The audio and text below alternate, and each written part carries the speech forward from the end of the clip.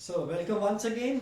बात कर रहे हैं हम इंडियन इकोनॉमिक डेवलपमेंट की लास्ट चैप्टर में हमने चाइना की डेवलपमेंटल स्ट्रैटेजी को थोड़ा सा स्टडी किया। ठीक है, इट्स नॉट पॉसिबल कि आप डीप स्टडी करें, पॉसिबल है बट इस टाइम पे सिलेबस के रेफरेंस के लिए नहीं है। बात आती है पाकिस्तान की, तो हम बात करेंगे path of developmental initiatives taken by Pakistan for its economic development. ठीक है, देखो सिंपल चीज है, पाकिस्तान ने जितनी जो पॉलिसीज अपनाई वो सारी पॉलिसीज सिमिलर टू इंडिया थी। अपनाने तक की मैं बात कर रहा, इंप्लीमेंटेशन और एग्जीक्यूशन की बात नहीं कर रहा। कहता है Pakistan also follows the mixed economy model with coexistence of public and private sectors, जो कि हम जानते हैं इंडिया में भी पब्लिक एंड प्राइवेट सेक्टर की बात होती है, पाकिस्तान में भी यही सिस्टम रहा। दूसरी चीज लेट 1950s, ठीक है, एंड 1960s की अगर बात की जाए तो पाकिस्तान ने इंट्रोड्यूस किया variety of regulated policy framework for import substitution based industrialisation, which means Pakistan ने 1950s 1960s के बीच में अपने यहां इंडस्ट्रीज को डेवलप करने के लिए, बेहतर बनाने के लिए अलग अलग तरीके की पॉलिसीज निकाले जो कि रेगुलेटेड थी, विच मींस गवर्नमेंट कंट्रोल्ड रही। ठीक है, यहां पर कहता है the policy combined tariff protection for manufacturing of consumer goods together with direct import controls on competing imports. जैसे इन केस ऑफ इंडिया क्या हुआ, हमने कहा देखो सर आप जो बना सकते हो वो मत मंगाओ।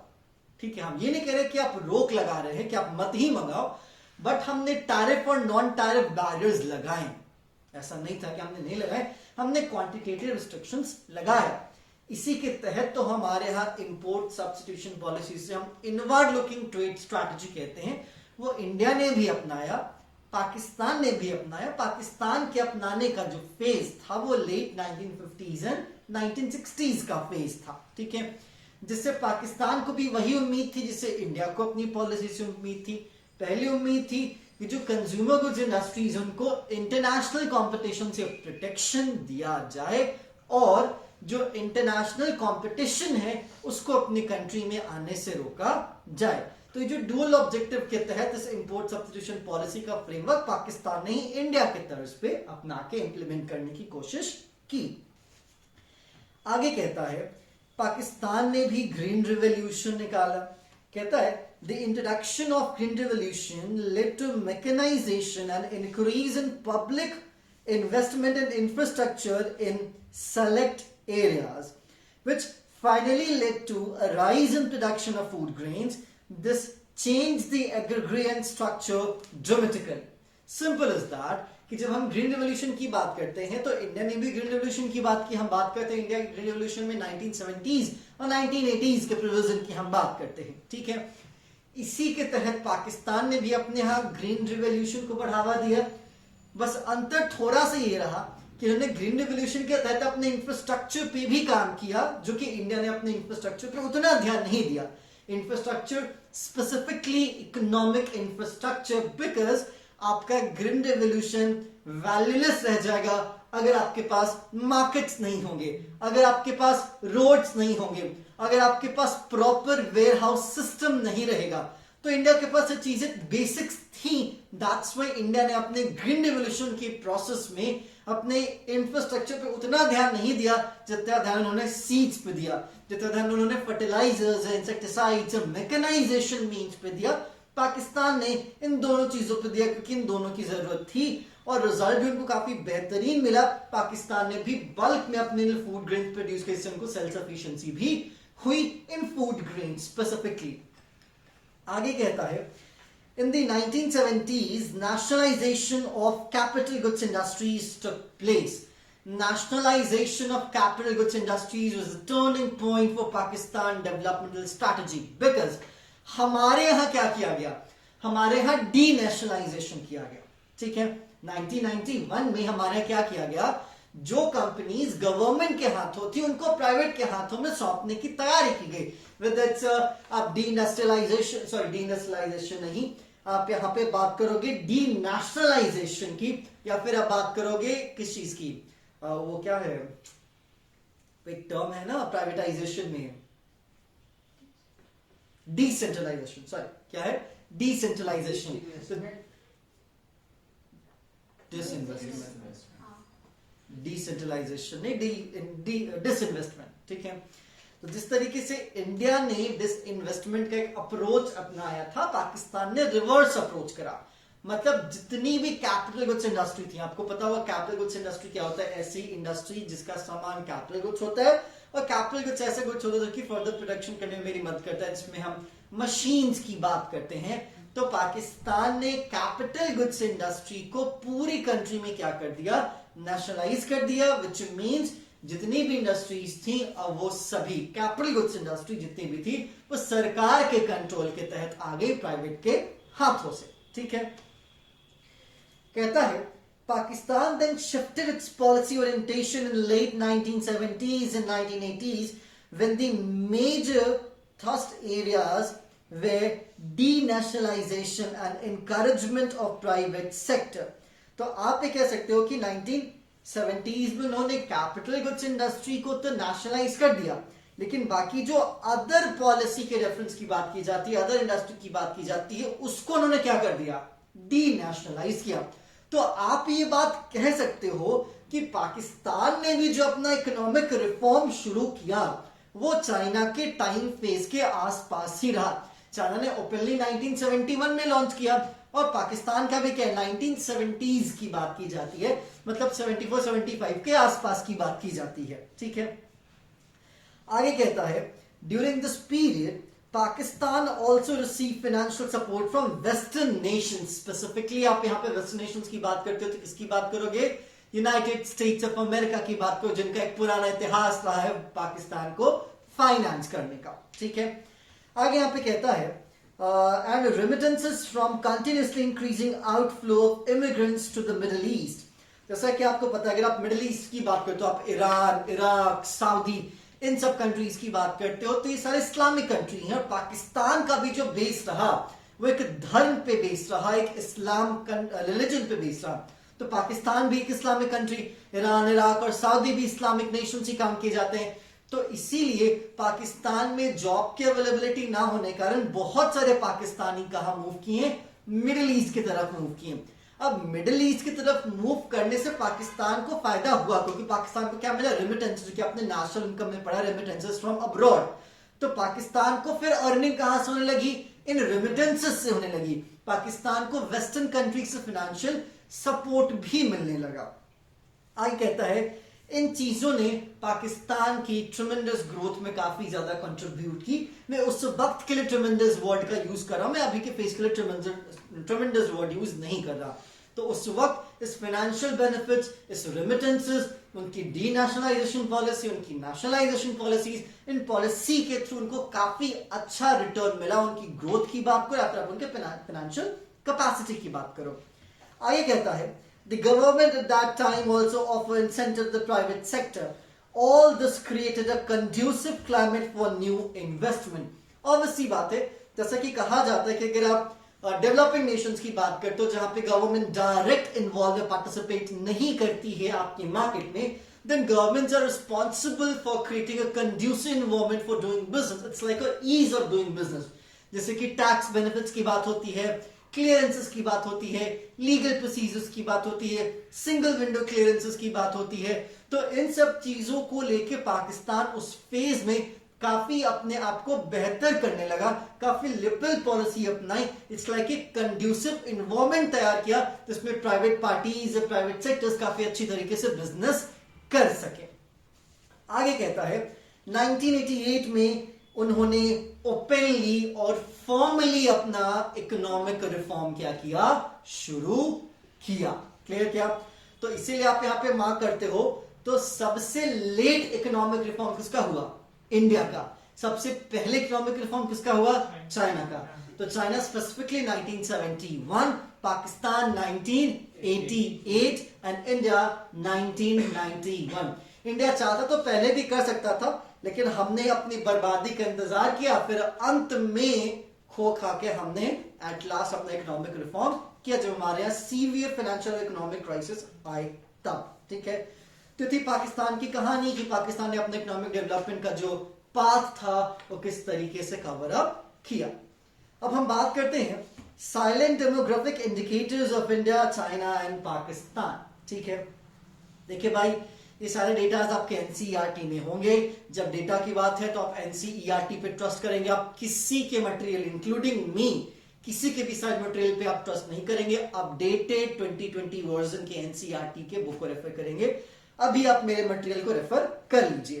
तो बात आती है साइलेंट डेमोग्राफिक इंडिकेटर। जैसे कि आपको पता है जब हम डेमोग्राफिक इंडिकेटर्स की बात करते हैं तो हम किस चीज की बात करेंगे, हम पॉपुलेशन ग्रोथ की बात करेंगे। ठीक है, तो यहां पे अगर आप पॉपुलेशन की बात करते हो तो इंडिया का पॉपुलेशन 2015 की बात की जा रही है ना, इन मिलियन है। ठीक है, तो 1311 मिलियन, मतलब आप ये कह सकते हो अप्रोक्सीमेटली 131 करोड़ के आसपास।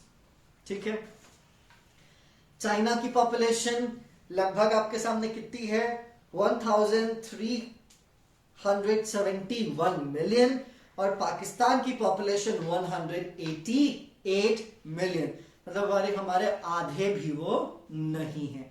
इतनी पॉपुलेशन अभी पाकिस्तान की कम है। इफ आई से तो आप यहां पे गूगल पे जाके करंट पॉपुलेशन, करंट अभी इंडिया की पॉपुलेशन क्या है, ऑफिशियल जो भी डेटा होंगे गवर्नमेंट के वेबसाइट पे वो देख लीजिएगा, पाकिस्तान का क्या है वो देख लीजिएगा, और चाइना का क्या है ये देख लीजिएगा, क्योंकि चीजें आपके बहुत सारे जो 12th के बाद जो एंट्रेंस एग्जाम्स होंगे उसमें भी आपको सपोर्ट कर सकता है। ठीक है, डेंसिटी की बात करते हैं, मतलब 1 स्क्वायर किलोमीटर में, कंट्री का 1 स्क्वायर किलोमीटर में कितने लोग रहते हैं, तो इंडिया में है 441, चाइना में है 146 और पाकिस्तान में है 245। मतलब डेंसिटी इंडिया की सबसे ज्यादा है। Reason, as per the population India के पास अगर देखा जाए तो कंट्री स्पेस क्या है, कम है। चाइना के पास जो स्पेस है, कंट्री स्पेस, लैंड स्पेस है, वो बहुत ज्यादा है, इतना ज्यादा है कि अपने कुछ एरिया को तो अभी तक यूज भी प्रॉपर नहीं कर पाया है। तो इसलिए चाइना अगर साइज में देखा है तो काफी बड़ा है in compare to India. That's why China का जो डेंसिटी है पर स्क्वायर किलोमीटर इंडिया से काफी कम है। इंडिया का 441 और चाइना का 146 और पाकिस्तान का 245। बात आती है एनुअल ग्रोथ ऑफ पॉपुलेशन। ठीक है, तो एनुअल ग्रोथ ऑफ पॉपुलेशन क्या है 1.2। ठीक है, चाइना का क्या है 0.5 और पाकिस्तान का क्या है 2.1। मतलब पॉपुलेशन का ग्रोथ रेट इन तीनों कंट्रीज में सबसे ज्यादा किसका है, पाकिस्तान का है। उनको जरूरत भी है क्योंकि उनकी पॉपुलेशन भी काफी कम है। यहां पे चाइना ने अपने आप को बहुत कंट्रोल किया है, दैट्स व्हाई चाइना का जो ग्रोथ रेट है वो 0.5 है। लेकिन चाइना को अब टेंशन हो रही है क्योंकि उनके पास ओल्ड एज पॉपुलेशन ज्यादा है। दैट्स व्हाई चाइना यहां पे डुअल चाइल्ड पॉलिसी पे अब आ चुका है प्रॉपरली, वहां पे 2 बच्चे प्रॉपर अलाउड हैं और चाइना कह रहा है कि आप 2 बच्चे कीजिए। ठीक है, बात आती है सेक्स रेशियो। जैसा कि आपको पता है जब हम सेक्स रेशियो की बात करते हैं तो पर 1000 मेल कितनी फीमेल्स अवेलेबल हैं, तो अगर देखा जाए तो पर 1000 मेल इंडिया में फीमेल्स की अवेलेबिलिटी 929 है, चाइना में 941 है, पाकिस्तान में 947 है, which means on the sex ratio Pakistan performs quite better compared to India and China. Next बात की जाती है फर्टिलिटी रेट की। फर्टिलिटी रेट विच मींस हमारी कंट्री में एक फीमेल कितने बच्चे पैदा कर रही हैं एवरेजली। ठीक है, तो इंडिया का फर्टिलिटी रेट है 2.3, चाइना का फर्टिलिटी रेट है 1.6 और पाकिस्तान का फर्टिलिटी रेट है 3.7, विच मींस पाकिस्तान में फर्टिलिटी रेट काफी ज्यादा है। याद रख लीजिएगा इस वक्त इंटरनेशनल लेवल पे फर्टिलिटी रेट अपने आप में एक बहुत बड़ा मुद्दा है, चैलेंजिंग प्रोपोजिशन है, क्योंकि बहुत सारी कंट्री की फर्टिलिटी रेट बहुत कम है।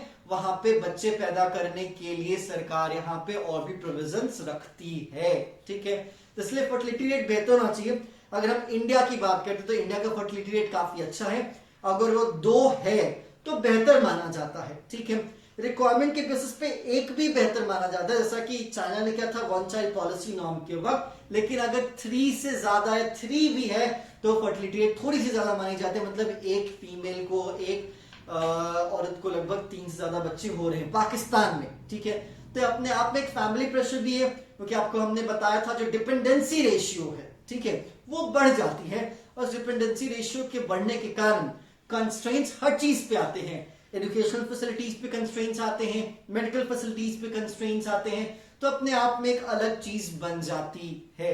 तो इसीलिए 2-3 को बेहतर माना जाता है, बट 3 से ज्यादा चीजें बेहतर मानी नहीं जाती in the current scenario face से। आगे है अर्बनाइजेशन, ठीक है। तो अगर आप अर्बनाइजेशन का डेटा देखते हो तो यहां पे दिखता है कि इंडिया के 33% पॉपुलेशन, अर्बनाइजेशन में जो 33 है उसको आप 33% कहेंगे, मतलब भारत की कुल आबादी का 33% हिस्सा शहरों में रहता है। कहां रहता है? शहरों में रहता है। विच मीन्स आप कंक्लूड ये करेंगे कि 67% population of India still reside in the villages, ठीक है, इन इट्स विलेजेस। तो भाई विलेजेस में रहते हैं, गांव में रहते हैं, आपको जानने की जरूरत है। बाकी अगर आप चाइना की बात करते हैं तो 56, मतलब चाइना में ऑर्गेनाइजेशन काफी ज्यादा है, शहरीकरण ज्यादा है। वहां पे उनकी 56% आबादी, 56% पॉपुलेशन अर्बन एरियाज में रहती है। यहीं अगर आप पाकिस्तान की बात करते हैं तो 39%, विच मीन्स अर्बनाइजेशन में पीछे इंडिया है। अर्बनाइजेशन का मतलब ये नहीं होता कि शहरों में जाके बसना, बात आती है कि अर्बन एरिया का डेवलपमेंट। इट्स लाइक कि अभी दिल्ली आपका जो मेट्रो सिटीज है 1 tyre city, Varanasi it's like 2 tyre city, और वाराणसी से जो नीचे हैं वो सारे के सारे 3rd टायर में आ जाते हैं। तो अगर बनारस 1st टायर बन जाता है तो 3rd वाला क्या बन जाएगा? 2nd। तो this is what we call urbanisation, जो की जरूरत है, क्योंकि अर्बन एरियाज में फैसिलिटीज की बात होती है, अम्यूनिटीज की बात होती है, इलेक्ट्रिसिटी की बात होती है, इंफ्रास्ट्रक्चर की बात होती है। तो इसीलिए यहाँ पे अर्बनाइजेशन में इंडिया क्वाइट पीछे है in the neighbouring countries in compare to. चलिए, अब यहाँ पे इसी डेटा का कुछ एक्सप्लेनेशन नीचे दे रहा है। अगर आप इसी डेटा का एक्सप्लेनेशन देते हैं तो आप यहाँ पे देख लीजिएगा 3rd वाला point, the population growth is higher in Pakistan followed by India and China. Population growth की अगर बात की जाए तो scholars point out the one child norm introduced in China in the late 1970s as a major reason of the low population growth, जो कि मैंने आपको इस वक्त बताया कि चाइना का जो पॉपुलेशन ग्रोथ 0.5 है उसके पीछे सबसे बड़ा कारण वन चाइल्ड पॉलिसी नॉर्म, जिसमें एक ही बच्चा पैदा करने की सख्त हिदायत थी। इससे ज्यादा बच्चा पैदा नहीं कर सकते, पॉपुलेशन कंट्रोल का एक सिस्टम था। बाद में चाइना को इसको हटाना पड़ा। और ये भी कहा जाता है कि one child policy norm beneficial नहीं रही, उल्टा इसने चाइना को नेगेटिवली ही हिट करा, ठीक है। नेक्स्ट, सेक्स रेशियो ऑलरेडी हमने डिस्कस कर लिया है, फर्टिलिटी रेट हमने डिस्कस कर लिया और अर्बनाइजेशन हमने डिस्कस कर लिया है। क्लियर क्या? अब हम बात करते हैं एक और डेटा की, जिस डेटा में दिखा रहा है आपके सामने GDP growth rate trends in India, China and Pakistan. ये बात आप याद रख लीजिएगा, दिमाग में बैठा लीजिएगा, ठीक है। आपसे एमसीक्यू पूछा जाएगा, आपसे 1 पूछा जा सकता है, 2 पूछा जा सकता है। अल्टीमेटली जो पैटर्न है इस चैप्टर का क्वेश्चन का वो डेटा बेस पे है, ठीक है।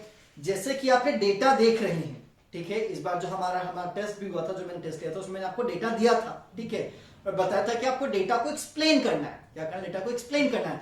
तो आपको ये नहीं बताना है कि उस डेटा में क्या है, आपको ये बताना है कि उस डेटा के पीछे रीजन क्या है। ये बात आप याद रख लीजिएगा। तो जिस डिजाइन पे, जिस पैटर्न पे यहां पे आपके सामने इस मटेरियल में डेटा का एक्सप्लेनेशन रखा गया पॉइंट वाइज, एग्जैक्टली उसी पैटर्न, उसी डिजाइन, उसी अप्रोच को आपको फॉलो करना है अपने एग्जाम के लिए। इसीलिए मैंने इस लास्ट चैप्टर में आपको ये मटेरियल रेफर किया ताकि आपको अंदाजा हो जाए कि हम किस तरीके से आंसर को प्रेजेंट करेंगे। क्लियर? चलिए, अब यहाँ पे ग्रोथ रेट की बात आती है तो यहाँ पे 2 टाइम फेजेस आपके सामने रखे गए। पहला 1980 1990, उस 10 साल का एक गैप रखा गया है। फिर आपका 2011 2015, 5 साल के रेफरेंस में। अगर आप 1980 से 1990 की बात करते हो, इन 10 सालों की मैं बात कर रहा हूं, जो सबसे ज्यादा ग्रोथ रेट रहा वो किसका रहा? डबल डिजिट में चाइना का रहा, वो था 10.3 पर एनम, ठीक है। उसके बाद पाकिस्तान का रहा 6.3 पर एनम, और फिर इंडिया का रहा 5.7% पर एनम, ठीक है। तो साफ साफ दिखाता है कि 1980s to 1990s के बीच में चाइना का ग्रोथ रेट काफी बेहतरीन रहा। इसके पीछे रीजन आपको बताया गया है, और वो रीजन क्या था? उनका इकोनॉमिक रिफॉर्म्स, उनकी इंडस्ट्रियल पॉलिसी के तरीके, उनकी लिबरल इकोनॉमिक पॉलिसीज से इसके डेवलपमेंट, फॉरेन इन्वेस्टर्स का अट्रैक्शन। ठीक है, दैट्स व्हाई चाइना ने काफी तगड़ा ग्रोथ अचीव किया।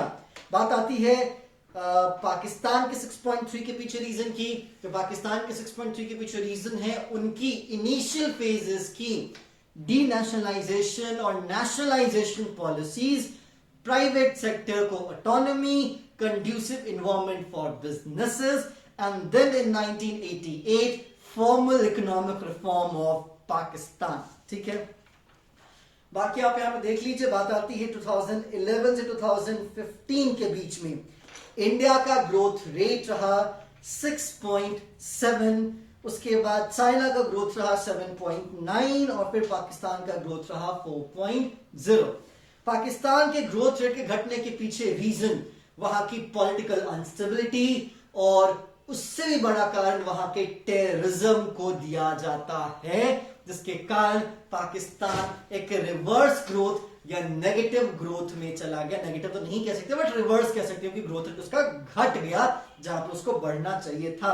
इंडिया का बढ़ा और चाइना का भी घटा, क्योंकि चाइना के भी घटने के पीछे रीजन माना जाता है क्योंकि आप देखते हो कि आप एक लेवल तक अपना ग्रोथ रेट बढ़ा सकते हो, उसके बाद या तो स्टेबल होगा या तो क्या होगा, डिक्रीज होगा। जैसा कि आप देखो यहाँ पे कहता है in 2011 to 2015 there has been a decline in China's growth rate, whereas Pakistan met with drastic decline at 4%.